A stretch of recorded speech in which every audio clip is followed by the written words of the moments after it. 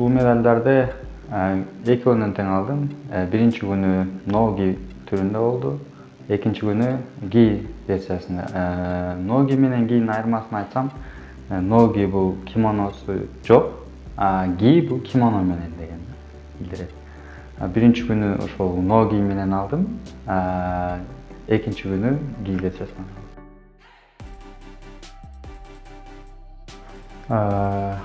Бул мен катышып баштаганыма негизи 5 жыл болуп атат уже. Түрткү мен ойлойм биринчи очередтен азыр мага агайым берип жатат. Ошол турнирге барганга да биринчи очередте агайым түрткү болду. Андан кийин туугандарымдын поддержкасы болду деп ойлойм. Алардын поддержкасы болбосо мен өзүмдү чогултуп, өзүм менен болуп күрөшө албайт болчумун.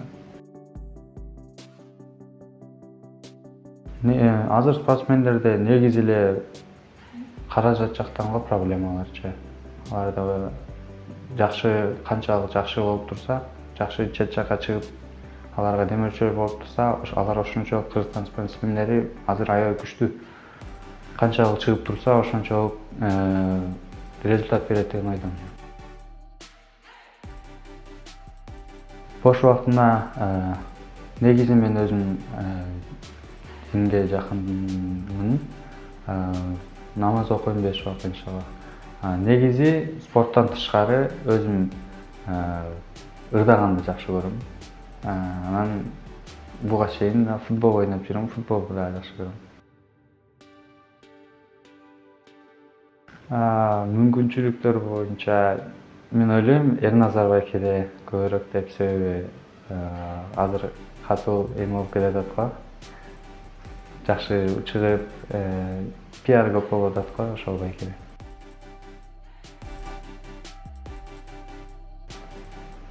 Тажрыйба.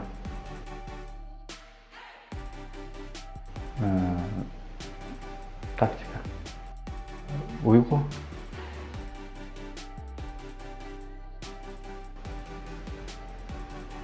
Төрахан. Шаардык барбы? Достук. Айсыл. Мен үчүн жылжыт.